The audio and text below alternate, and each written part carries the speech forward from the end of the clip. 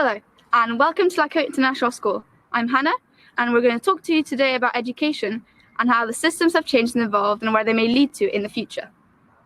Let's head inside and join the rest of the group. Speaking of which... Hi, I'm Max. Should we head upstairs? Yeah.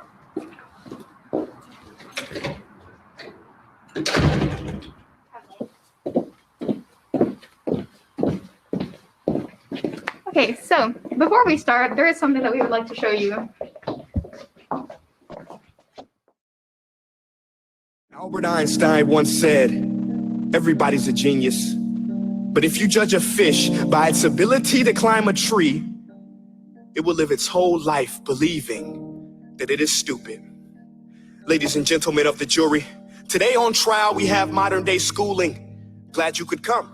Not only does he make fish climb trees, but also makes them climb down and do a 10-mile run. Tell me, school, are you proud of the things you've done? Turning millions of people into robots, do you find that fun? Do you realize how many kids relate to that fish swimming upstream in class, never finding their gifts, thinking they are stupid, believing they are useless? Well, the time has come, no more excuses. I call school to the stand and accuse him of killing creativity, individuality, and being intellectually abusive.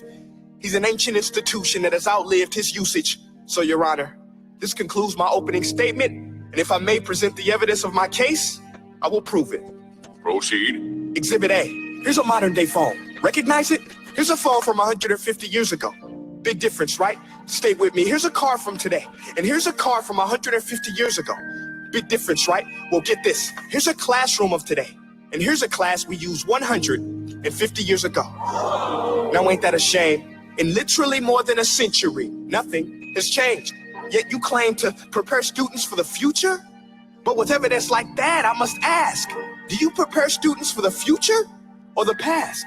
I did a background check on you and let the record show that you were made to train people to work in factories, which explains why you put students in straight rows, nice and neat, tell them sit still, raise your hand if you want to speak, give them a short break to eat, and for 8 hours a day, tell them what to think. Oh, and make them compete to get an A letter which determines product quality, hence grade A of meat. I get it. Back then, times were different. We all have a past. I myself am no Gandhi. But today, we don't need to make robot zombies. The world has progressed. And now we need people who think creatively, innovatively, critically, independently, with the ability to connect. See, every scientist will tell you that no two brains are the same. And every parent with 2 or more children will confirm that claim. So please explain why you treat students like cookie cutter frames or snapback hats, giving them this one-size-fits-all crap. Watch your language. Sorry, Your Honor, but if a doctor prescribed the exact same medicine to all of his patients, the results will be tragic. So many people would get sick, yet when it comes to school, this is exactly what happens, this educational malpractice, where one teacher stands in front of 20 kids, each one having different strengths, different needs, different gifts, different dreams, and you teach the same thing the same way? That's horrific. Ladies and gentlemen, the defendant should not be acquitted. This may be one of the worst criminal offenses ever to be committed. And let's mention the way you treat your employees. Objection. Overruled. I want to hear this. It's a shame. I mean, teachers have the most important job on the planet, yet they're underpaid. No wonder so many students are short-changed. Let's be honest. Teachers should earn just as much as doctors, because a doctor can do heart surgery and save the life of a kid. But a great teacher can reach the heart of that kid and allow him to truly live. See, teachers are heroes that often get blamed, but they're not the problem. They work in a system without many options or rights. Curriculums are created by policymakers, most of which have never taught a day in their life. Just obsessed with standardized tests. They think bubbling in a multiple choice question will determine success. That's outlandish. In fact, these tests are too cruel to be used and should be abandoned, but don't take my word for it. Take Frederick J. Kelly, the man who invented standardized testing, who said, and I quote, "These tests are too cruel to be used and should be abandoned." Ladies and gentlemen of the jury, if we continue down this road, the results will be lethal. I don't have much faith in school, but I do have faith in people. And if we can customize healthcare, cars, and Facebook pages, then it is our duty to do the same for education, to upgrade it, change it, do away with school spirit, because that's useless. Unless we're working to bring the spirit out of each and every student, that should be our task. No more Common Core. Instead, let's reach the core of every heart in every class. Sure, math is important, but no more than art or dance. Let's give every gift an equal chance. I know this sounds like a dream, but countries like Finland are doing impressive things. They have shorter school days. Teachers make a decent wage. Homework is non-existent, and they focus on collaboration instead of competition. But here's the kicker, boys and girls. Their educational system outperforms every other country in the world. Other places like Singapore are succeeding rapidly. Schools like Montessori, programs like Khan Academy. There is no single solution, but let's get moving. Because while students may be 20% of our population, they are 100% of our future. So let's attend to their dreams, and there's no telling what we can achieve. This is a world in which I believe, a world where fish are no longer forced to climb trees. I'll rest my case.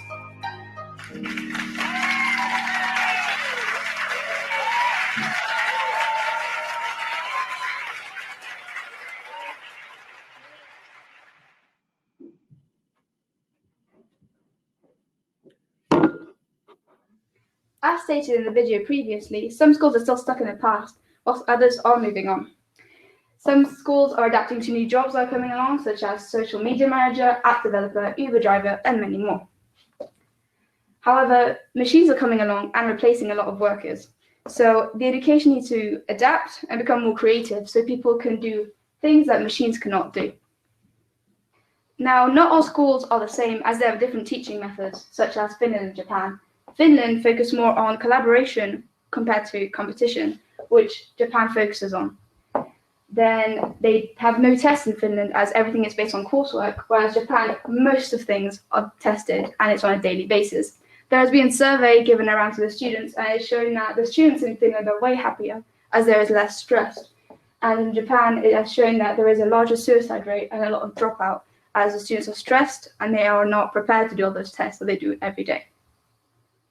In order to complete our presentation, we decided to conduct some primary research. To do this, we sent out two 10-question surveys, one to adults and one to children. The student survey consisted of 10 questions involving the involvement of technology in their education and how it applies to their homework and their satisfaction with this. The adult survey related to how they feel that education has evolved for their children and if they feel as though that education is sufficiently changed through time. So we desperately tried to keep this as open as possible and get a variety of answers. As shown in these pictures, we got answers ranging from all the way under 18 to people over 65 years of age. We also got a variety of adults from a variety of different backgrounds to answer our questionnaires. This means that all our surveys were varied and most likely relatively balanced, and therefore our answers were more accurate than we were even hoping. When looking at this set of data, we can notice two things. Firstly, most students today are worried about their futures and whether or not they're ready for them. Secondly, we can also notice that previously, past generations felt more prepared for their future than children today. The question this poses is this truly right? With education today and the improvements in technology, should students really feel less prepared than they were in the past? This can also raise other questions, as in, is education growing too slowly for the improvements in technology today? Are students truly being prepared for what's to come once they finish school? After analyzing the student survey responses, we noticed that the majority of students feel as though that technology improves the value of their education. However, we have also discovered that students don't feel as though technology is being sufficiently used in their curriculums to benefit them to the full extent. Now, yet again, this poses questions as to whether or not the curriculum that is constructed today is sufficiently adapted for the technological advancements currently being brought forward by companies such as Tesla and other companies. When it comes to what parent thinks about the students' educations, it feels relatively straightforward. Parents feel as though education should be more adapted than what it currently is. One of the comments says that students require more hands-on practical life experiences, whilst others state things such as for them to be free and not afraid at school. Lastly, one of the comments states that students require a more inclusive environment where assistive technology is not seen as a sign of disability, but rather celebrated as a sign of diversity. These comments, amongst others that we have not listed here, suggest that parents wish for the educational system to be more adapted for their students' futures rather than the jobs that they are currently living. After looking at the past and present state of the education system, we will be looking towards the future in order to see various predictions of what education could look like, as well as values that will be brought forth and core in teaching. And then finally, we will be looking at an example curriculum in order to demonstrate how these values might appear. Here are some predictions of what education may look like in the future. So this includes a diverse time and place, personalized learning, free choice, as well as other aspects.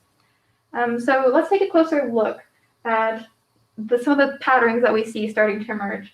So these here, diverse time and place, personalized learning, free choice, it shows that education seems to be like it's moving towards a more catered, personalized system. So the teaching will be a lot more individual towards the student and a lot more adaptable.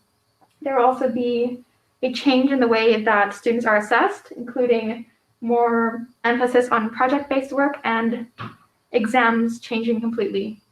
And finally, you also see them being prepared for real work experience. Through field experience and data interpretation, these are skills that they will be able to take into the future, into their future careers, etc. So next, we will be looking at some more predictions, but this time more in the vein of values that will be present in the future. So this includes passion, curiosity, imagination, critical thinking, grit, and persistence. So here we can see they encourage a lot more of a balanced approach towards education, very much encouraging a passion and enjoyment for what you do, as well as hard work in order to get you to reach your goals and do what you would like to do. It also provides students with useful skills that they may be able to take on into the future. This includes critical thinking and grit and persistence, which they will be able to apply to their future careers and help them solve problems. All right, so it'll be interesting to see how these values that we explored will apply to the learner profile. In fact, there are quite a few links in the sense of, for example, this idea of curiosity that we saw before. We have risk takers, open-mindedness, as well as inquiring, which also links to imagination, and then you have critical thinking, which includes knowledge, being knowledgeable as well as reflective, and thinkers. And then you also have persistence, which links to, again, risk takers. So you can already see that these values are starting to be adopted by education, especially through the IB. So now we're going to take a look at an example curriculum that we found and that we agreed with in order to show how these different values that we explored may show through in the education system practically. So you have all these different modules, and they link to various different values. So this includes, you have passions here, persistence and grit, curiosity, then you have ethics and moral dilemmas, which can encourage critical thinking, creative expression, coding, and all of these also have a lot of skills that can teach persistence as well. They also show this idea of communication. So a lot of these different modules encourage different forms of communication in order to interact with the world in a new way. So you have storytelling and communications, coding, language, creative expression. So these vary in terms of different expressions from personal to very practical, such as through coding, which is a very new way of learning and looking at the world. It also includes a lot of practical future skills, which includes coding, again, because this is supposed to be a very big aspect of the future that's going to be very apparent, as well as tech exposure, entrepreneurship, and sales. And these will all be very useful things that students can take with them into their careers.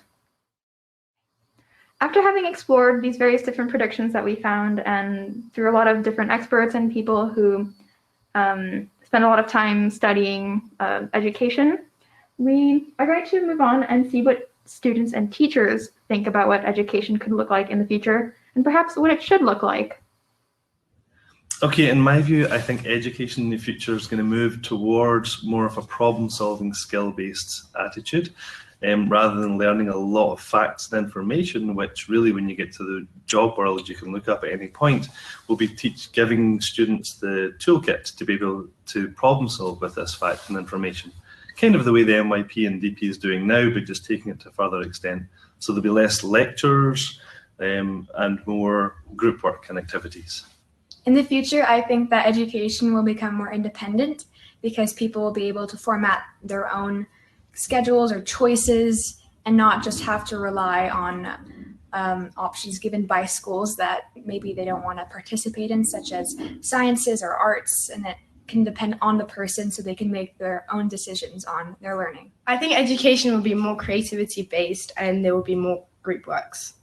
I think education should be less one-sided. I think there's a large part of education which is very traditional in the sense that teachers stand up in front of the classroom and through direct instruction deliver the information that's already in the textbook.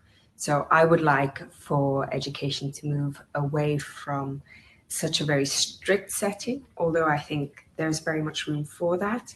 I would love to see students take ownership of their learning, prepare for lessons much in the way that the teacher would, and with that knowledge arrive at the lesson and form part of a discussion about the content and the knowledge, discuss any questions that they may have, and then practice applying their knowledge in different situations. One of the major cornerstones of education that is often ignored is independence, and that is both of the teacher and the student. The most effective way for a teacher to teach and a student to learn is to be able to decide what they want to learn. That is the most effective way of information retainment, as well as having a joyous experience in education. Now we would like to introduce our friend Yassine, who was part of our project and was a very big part, in fact, of making all of this happen.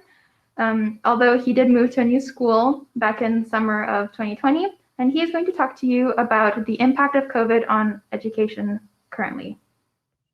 Hello, everybody. My name is Yassine Khalifa, and I was part of the team that made this presentation.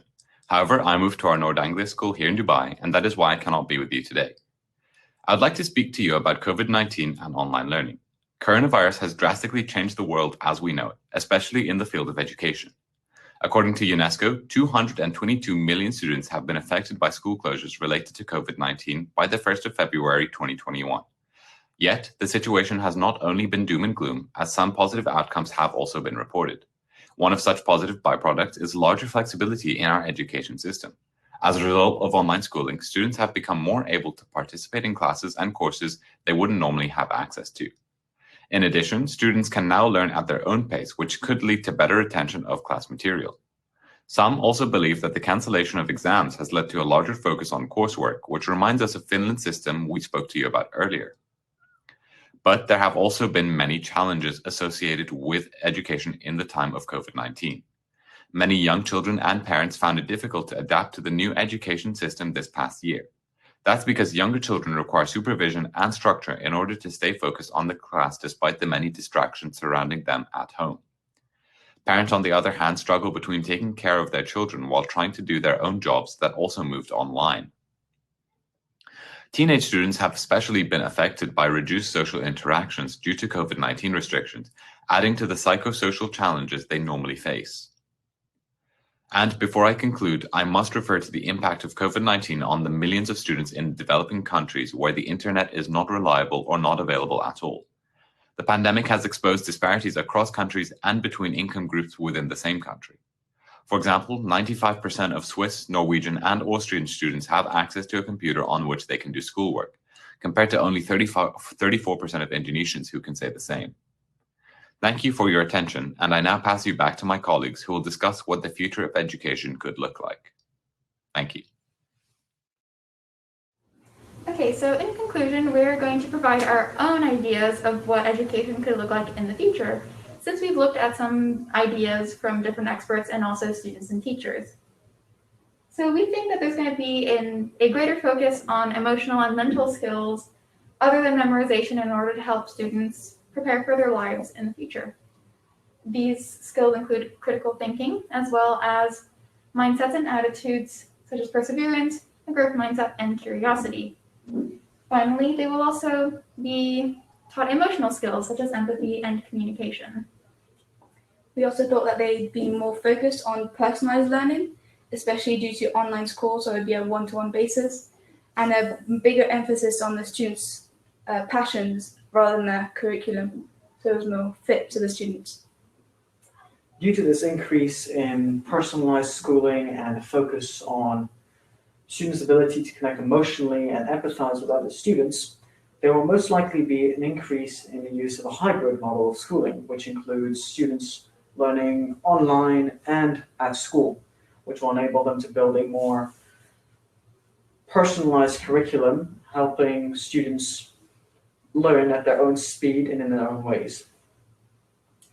This is the end of our presentation, and now we would like to pass on to our current selves who will do a live Q&A with you. Thank you all for watching and enjoy the rest of the presentation.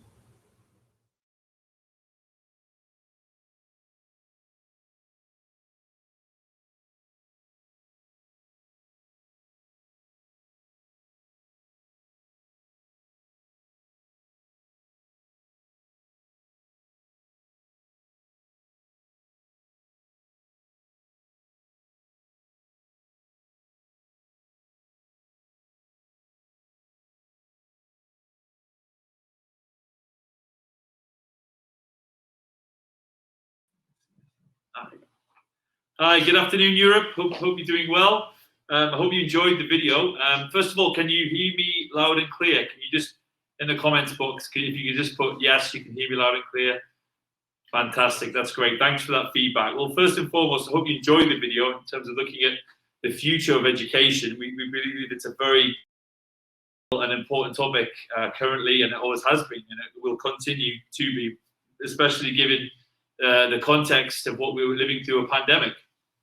Before we get going on the Q&A, the question and answer, we hope you've got plenty of questions for us. We'd just like to reflect, because that reflection is a really important part of education and the process that we went through to design and make and create this video. So we'd just like to discuss some of those reflections and challenges that the last 12 months, as I'm sure many of you have faced as well, because we really believe that's ingrained and aligned with how we think and how we grow as young people and old people, including myself. So we're just going to start with a few questions that I have that we come up with in terms of this process. So I'm going to turn to Hannah, right? First of all, can I ask you, how did you find this whole process of this presentation about making this video? Well, the process was quite interesting. However, COVID kicked in, so it made it quite hard to actually attend the original event. So we had more time to prepare, which is why we made the video, because we thought it'd be a good way to reflect on the way education has changed. There's also the research we had to do, because it took a lot of time to do so, and the survey, because we had to send it to people we knew, and then we asked those people to send it to other people. So it took several months to actually get all the data that we needed for the survey. And yeah. Brilliant, fantastic, great answer. And what does how does this presentation we just showcase to the whole of Europe, how does that mirror, do you think, in terms of your vision of the future of education? Well, we were talking about the way that some people might not actually be in the country that they're in, like we're in right now. Or like in the video, we were talking to Yassine, and he was in Dubai, which is a completely different country to Switzerland.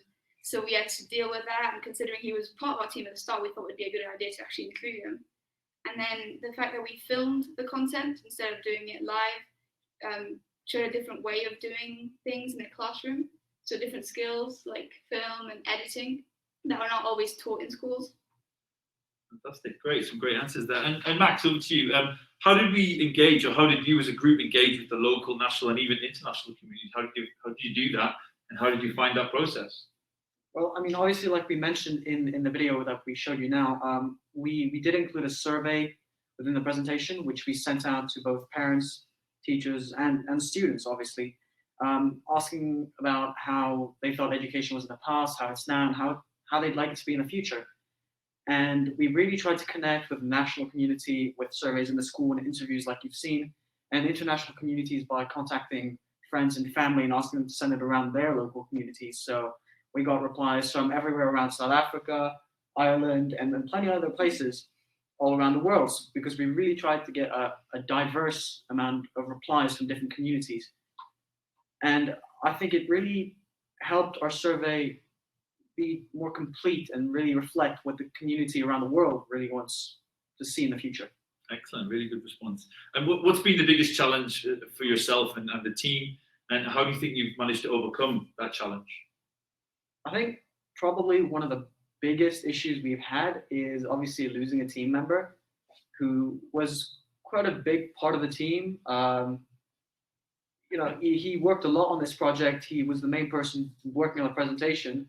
And, you know, losing him made it quite tricky to complete the presentation because he was doing a quarter of the work. Yeah. So then, you know, obviously using home working or teleworking, which is, you know, the future, which is reflecting kind of what we want to see. And it was interesting to work with what the community wants to see in the future. It was interesting trying to work with what's going to be coming in the future. And it ended up working well. Yeah. And, you know, we overcame that quite well, with some difficulties. Yeah. I mean, getting the video, obviously, it's glitching every now and again now. But I feel like we overcame losing the team member quite well using technology, pre-recorded videos, and, you know, just being able to talk to him across the world, really. Yeah, good, great answer. And over to Sophia. In terms of the presentation, if you could do this whole process again, what would you change and why? Well, I definitely think it would have been interesting to explore certain effects of what our current education system could have on our generation right now. So it would have definitely been really interesting to look at if education has stayed the same in the past 100 years or so, how would students today end up faring in this new world where technology has advanced so much, and so has society? Would they be able to feasibly navigate this new world with this education system that has been in place since like the Industrial Revolution? Yeah, good, really interesting. And the last question for you, Sophia, if you could speak, if you had one moment to speak 30 seconds with every educational minister on the planet, what would you say to them? I think definitely, at least for me personally, I would remind them how quickly our world is changing, and how much students rely on them in order to prepare them for the future, because that's everything that young people have, their education. That is what's supposed to prepare them for their lives, the entire lives that they have ahead of them, and just remind them that that is the purpose of what they are doing, and that it should be adequately prepared in order to help them navigate the world. Fantastic, great response, excellent. Any more questions from the panel? Yes, from Mr. Seymour, Yes. actually. What do you think the future of education will look like, and why? Okay, really good question. Yeah, I mean, I think first and foremost, we've demonstrated that. I think through this process, I think we've worked firmly with classrooms without walls. I think we've embraced technology. I think it was Anthony Selden who talked about this idea of embracing AI in this fourth educational revolution, this idea of pushing forward technology and embracing it, not necessarily completely using technology to overtake and replace teachers, but certainly we can facilitate education. And I think we've done that. We've worked with the community. Max, you worked with the surveys. We've talked to the local parent body. We've managed to talk to Yassine, who's in Dubai, North Anglia, or over there. We've managed to break down those barriers despite COVID, despite those obstacles. So I think we've really demonstrated what the future of education might look like. We have here at Cote an academic competition called the Exhibition Award. It's all about going beyond the classroom. And I really feel the future of education perhaps needs to embrace that. And not necessarily what we do in the classroom, but actually going beyond it, whether it's technology advancements or it's working with the community. I really feel that we need to build that into our future of education.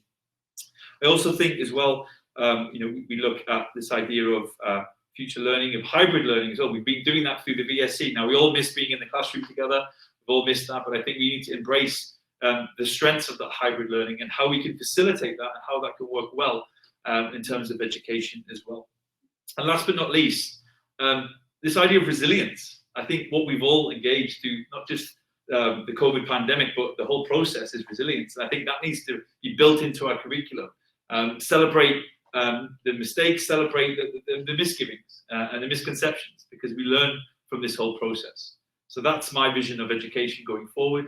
And I hope one day we'll start to move towards that. Hannah, over to you. I hope you enjoyed the video and the little session we just had. And if you have any questions, please feel free to put them in the comment section. And we'll be glad to reply to any of them. Okay, right. So we have some questions in the chat box over here. And we've got, is it Sujin Min? I'm Korean, but experienced both American and English education. As I experienced totally different education systems, I found that getting independent in the education from the young age made it harder to learn even more knowledge. In Korea, I depended on much toward the school and in American schools. I spent hard times because it was hard to study by myself. Do you think there would be a great balance of the freedom in education and the depth of knowledge? Okay, it's a really good question. So I'll repeat that again. Do you think that there would be a great balance of the freedom in education and the depth of knowledge? That's an interesting question. Yeah, definitely there's going to have to be some sort of balance because, like you said, learning is a difficult process. And as we are all very young and we don't know what we don't know, it's still very important to have the support of teachers and professionals who will teach us these and guide us through our education. But at the same time, like you said, between freedom of exploring our education, it's still important that students find their paths and they kind of choose the direction they would like to head in with the support of their teachers and schools. Fantastic. Yeah, adding to what Sophia just said, the freedom of actually choosing some of the courses that you're doing. So maybe, as we said, something more creative. So maybe some people would enjoy that, but some of the people would rather do a more scientific or something else than what is already in the curriculum. So maybe a balance would be quite good. Yeah. Excellent. Great response. Yeah, I mean, Max? linking back to what Mr. Seymour said earlier, here at Cote, we do have what's called exhibition awards. And I feel like that's a great example of how education could be in the future. I mean, like you said, we do need a certain amount of structure to learn. But we feel it's really important that, in the future, you need a kind of laissez-faire attitude in schooling in which you need a certain amount of creativity to come up with new ideas and evolve our community to some extent to develop new technologies, ideas, art even. And as much as you need structure to build the basis for that, you do need the creativity to move forward. Otherwise, we'll just get stuck and over again with what we're being taught. Excellent. Thank you, Max, for that. We have a question from, let's have a look, we're working through chronological order. So we've got Mr. Foyle. Hi, Kevin Foyle. Hope you're well. Which aspect of the VSC experience do you think has had the most positive impact on your learning? I think the freedom of learning on our own. I mean, everybody learns in a different way, but I feel like VSC learning is crucial in understanding how each individual person learns. I mean, personally, through VSC, I figured out exactly how I learn best. I mean, some people learn best by rewriting things, some people learn best by reading, and I feel like VSC is really about exploring the ways in which you can study more efficiently. And VSC, because of the freedom it offers, allows you to do that and allows you the freedom to work on yourself really and work on how you learn things rather than just learning it the way the school lets you learn it. Fantastic. Good. We have some more questions coming in. What do you feel was the hardest step to overcome with online learning, and how did you manage to do so? I think there's definitely a sort of disconnect between students and teachers. I felt it harder to interact with teachers during classes. It's not the same thing as being in the same space as your teacher, putting your hand up, being able to ask a quick question. You'd have to email them or try and wait until the teacher was done talking to maybe put your hand. Well, now there's actually the raising your hand bit on Teams. But definitely having to figure out how to interact with your teacher was quite a challenge. Fantastic. Thanks for that question, Julia. Another question coming in. What do you feel as the most exciting or effective learning environment would be in the future? Really good question. Well, linking back to the outside of school that you were talking about, not being in an actual classroom, so maybe more trips where people would actually interact with other people that are not from the school community and actually learning from other people and actual experiences that they've had. So it's more of a connection based and not just textbook and teacher. Yeah, building on that, I mean, universities do this to some extent. If you look at university courses now, you do have a certain percentage of your course is projects and it's actual hands-on work, and it's kind of a hybrid learning. You're working, not only VSC and in person, but you'd be doing, some theory and then hands-on tasks, going out in the community on trips and working on relations and actually, working in the real world, not purely theoretical within school in a controlled environment. You'd be getting real life experience, which is probably a good thing, or definitely a good thing, actually. Yeah, good response. And a few more questions here. Do you think the education of the future will become more virtual, or will it go back to how it was pre-COVID? For sure, there's going to be a lot more once COVID calms down and restrictions are lifted. I think humans really do need that interaction and being able to leave their house and see other people is very important for not only just society to function, but also for our health, our mental health, which is very crucial if we want to live healthy lives and prosper in the future, I guess. But definitely, online learning has brought so many new opportunities. Like we said in our presentation, we can access so many new courses that maybe we would have never been able to access because of physical distance from where it's actually being taught.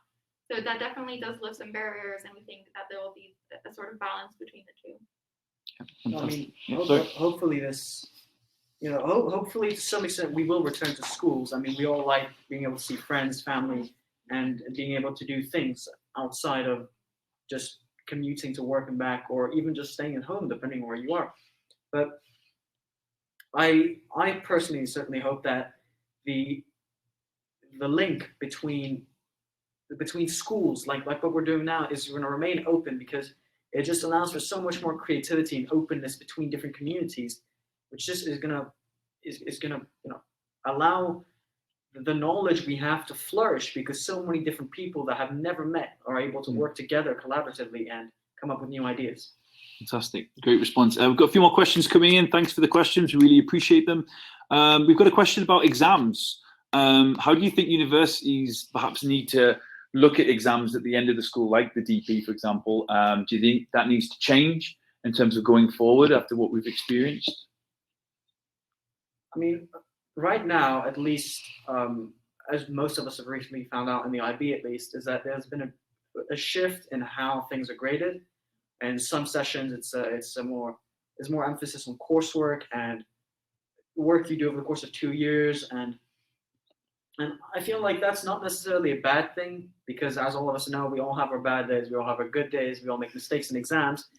But there is definitely still a need for exams. We shouldn't just discard them completely.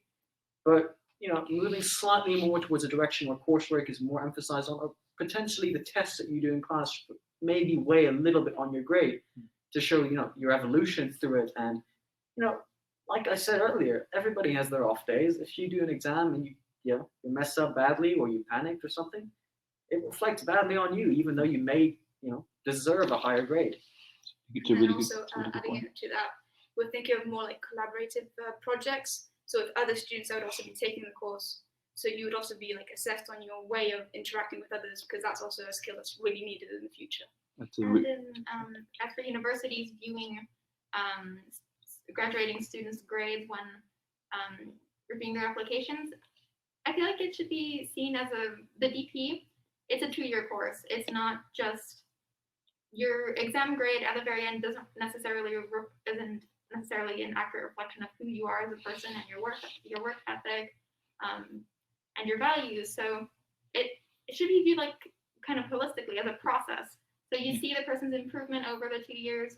You see how they've interacted with the course and the people around them, and that gives a more accurate representation of what they may look like. Because as we found out through our research on standardized testing, you can tell that it's very much as a way of it came out of a need of ranking schools and just to see how well students were doing originally. But then as we found out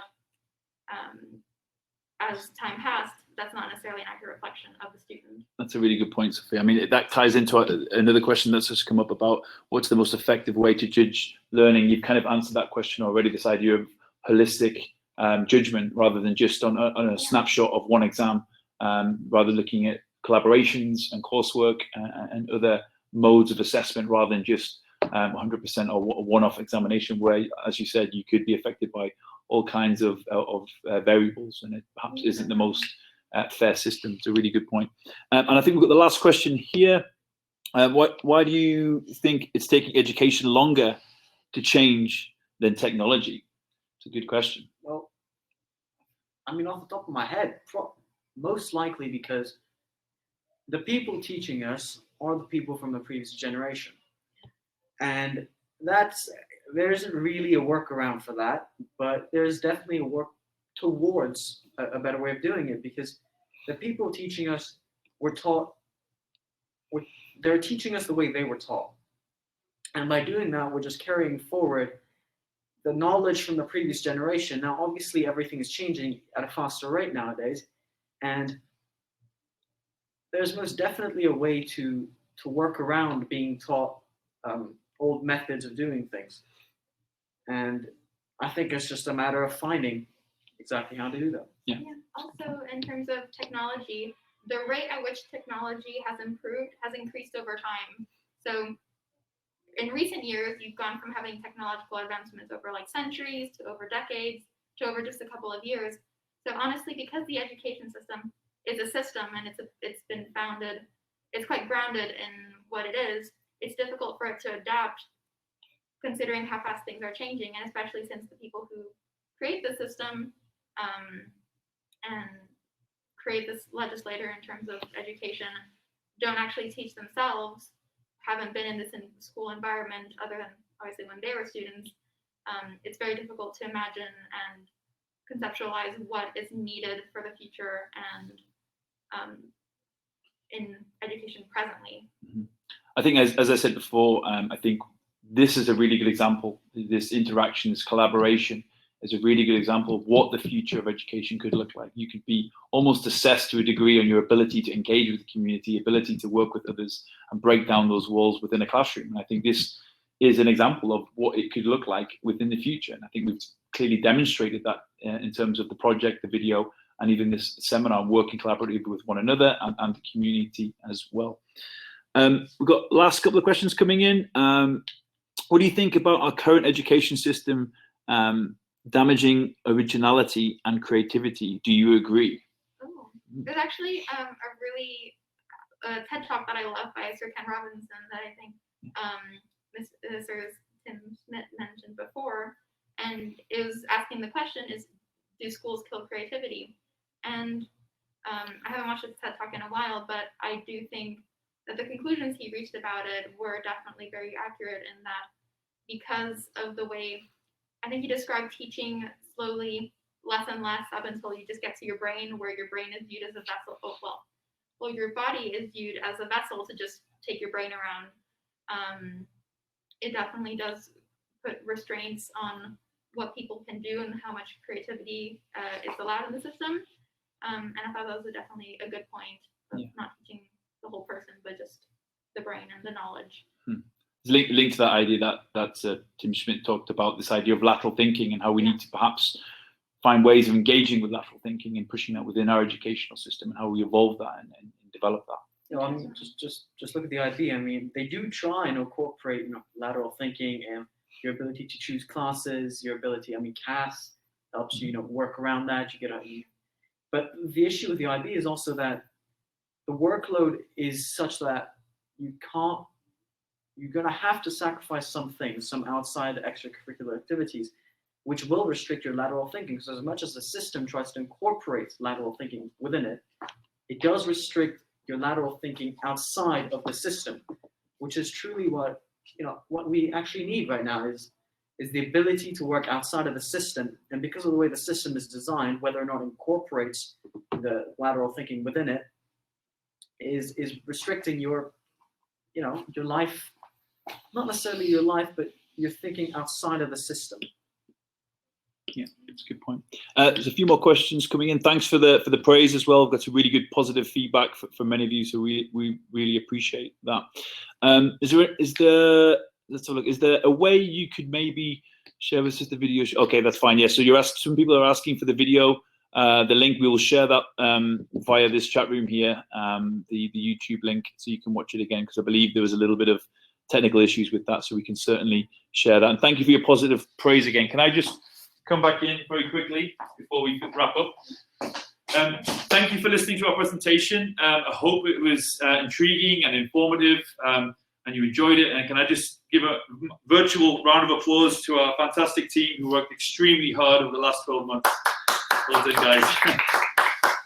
Okay, guys, we'll share the link in the chat room. But from us, it's goodbye, and thank you very much. Thank you for all the questions. We really appreciated this interaction. It was a really good discussion. Thank you. Yeah, thank you. Thank you. See you later. Bye-bye. Bye. Bye. Bye.